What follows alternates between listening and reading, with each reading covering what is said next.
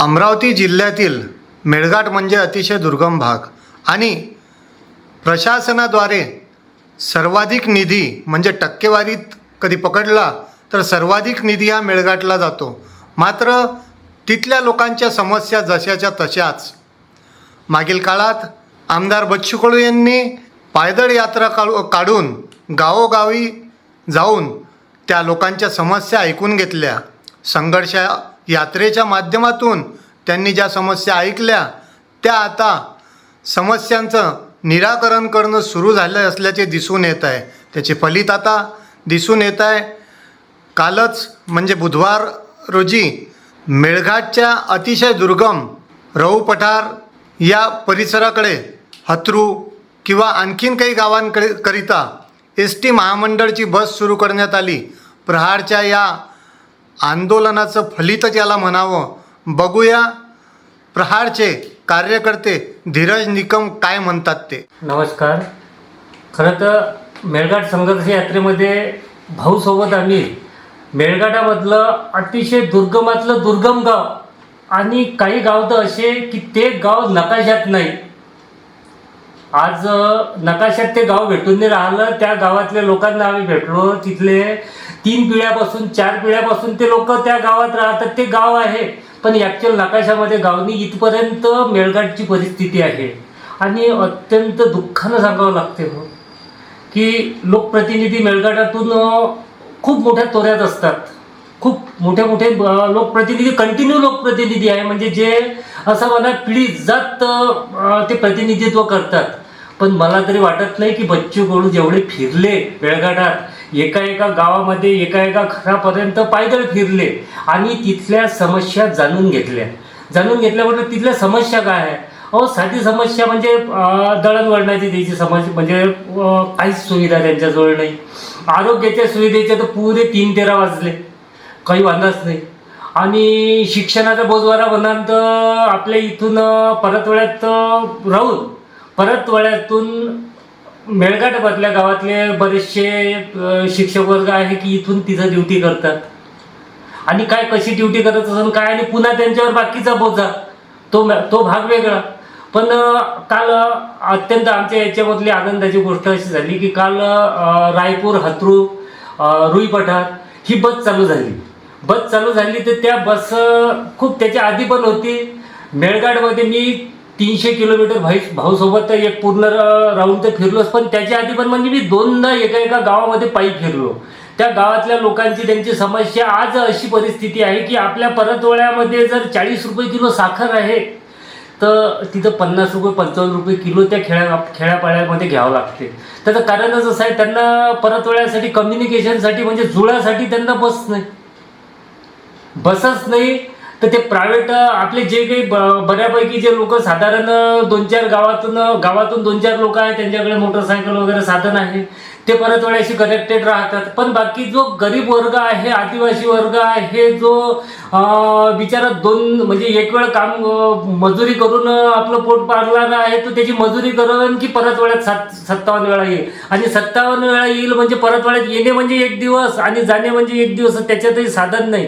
अशा याच्यामध्ये काल मी एका याची बातमी न्यूज पाहिली एका न्यूज चॅनलची की याच्याही श्रेयासाठी काहीतरी वांदे चालू आहे. कोणाचं दुसऱ्याचंच कोणी श्रेय म्हणजे आम्ही मेळघाटचे आमदार म्हणून याचं श्रेय आम्हाला भेटायला पाहिजे. अरे बावा देवा, त्या एका गावामध्ये फिरा, तिथल्या समस्या समजून घ्या आणि त्या समजल्यानंतर तुम्ही त्या मांडू शकाल ना.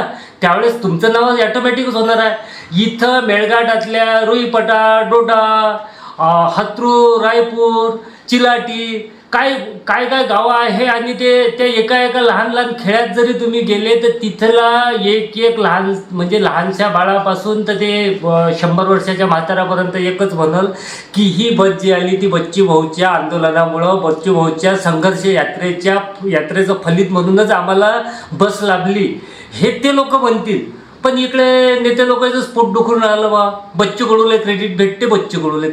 अरे बाबा, बच्चू कडू करते म्हणून त्याला क्रेडिट भेटते. तुम्हाला क्रेडिट पाहिजे तर तुम्ही कार्य करा. आणि तुम्हाला जर ते हे गेम जमत नसेल, तुम्हाला काम कोणतं करावं लागते, समाजात कसं जावं लागते, लोकांपर्यंत कसं पोहोचावं लागते हे जर तुम्हाला समजत नसेल तर माझी तुम्हाला विनंती आहे, ह्या 2-3 आमदारांना आहे, एक इकडचे आमचे आमदार निरा चोंदकेपणा चालूच असते त्यांचा, बच्चू कडू क्रेडिटसाठी करते, बच्चू कडू क्रेडिट घेते. अबे नाना, तो करते म्हणून क्रेडिट घेते ना, तू कर, तू क्रेडिट घे.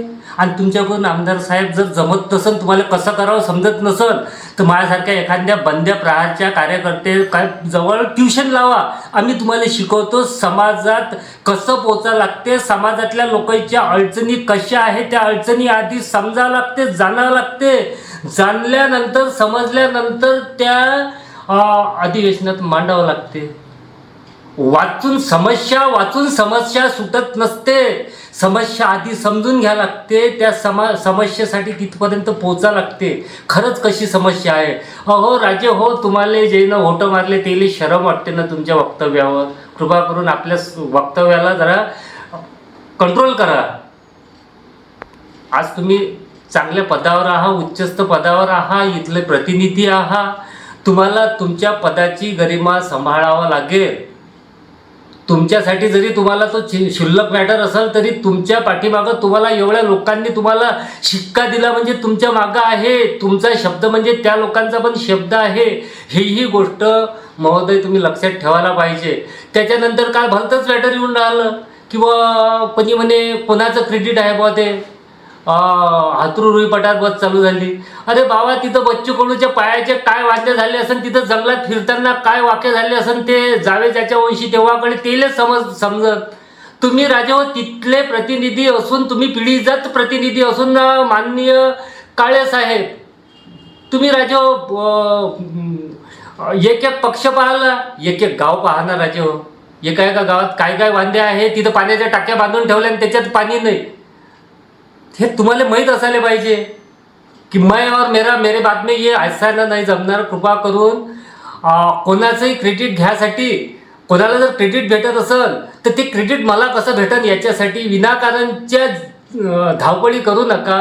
समस्या संपत नाही, समस्या भरपूर आहे आणि सगळ्या पक्षाचे सगळे लोकप्रतिनिधी, जनप्रतिनिधी, समाजसेवक, कार्यकर्ते सगळे जरी त्या समस्या सोडवण्यासाठी लागले की नाही तरी त्या समस्या पूर्ण संपणार नाही. त्याच्यामुळं प्लॅटफॉर्म खूप मोठा आहे. त्याच्यातलं बच्चूभाऊ करते, बच्चूभाऊच्या नाही त्यांच्यासोबत करू शकत, त्याच्यासारखं दुसरं गाव पकडा. बच्चूभाऊ 10 गावाचं करते, तुम्ही 5 गावाचं करा, म्हणजे अशानं त्या मेळघाटाच्या समस्या सुटतील. मेळघाटातल्या समस्या म्हटल्यानंतर तिथं फिरल्यानंतर समजलं पाण्याची समस्या अत्यंत बिकट आहे. अहो, आजही मेळघाटात 1927चे कायदे चालू आहे, वन कायदे 1927चे. आपल्या भारताला स्वातंत्र्य मिळून आज किती दिवस झाले? 1947 साली आपला भारत स्वतंत्र झाला, पण आजही मेळघाट गुलामीत असल्यासारखा 1927च्या कायदे त्यांच्यावर लागते, त्या बिचाऱ्या आदिवासींवर लागते. त्याला जंगल कायदे त्यांना याचे फॉरेस्टचे त्यांच्यावर तुम्ही कलमा लावता. तुम्ही प्रतिनिधित्व पिढीजात करत आहात ना. तुम्ही आतापर्यंत काय केलं? बच्चूभाऊ तर आजपर्यंत तिथं म्हणजे काही विषय नाही आहे बच्चूभाऊचा, ना तिथले आमदार आहे ना तिथले खासदार आहे. तुम्ही आमदार आहात, तुम्ही आमदार आहात, तुम्ही आधी आमदार होते, तुमच्या पिढ्या होत्या. बरं, पक्षाचं म्हणाल तर तुम्ही 2-3 पक्षातले तुम्ही शिट्टी चव पाहिलेल्या आहे. फक्त तुमचंच झालं पाहिजे. माझ्यानंतर माझ्या पोराची शेटिंग कसं होईल, ह्या फक्त शेटिंगमध्ये न लागता माझ्या आदिवासी बांधवाची शेटिंग कशी लागल, माझ्या आदिवासी बांधवावर 1927च्या कलमाखेरीज त्याला आजही त्याला त्रास कसा होत आहे, हा कसा दूर होईल, याच्यासाठी कृपा करून प्रयत्न करा. एवढंच बोलतो. नमस्कार. श्रद्धा फैमिली शॉपिंग में जाएंगे हम सभी, साड़ियों की नई डिजाइन देखो यहीं से लाएंगे.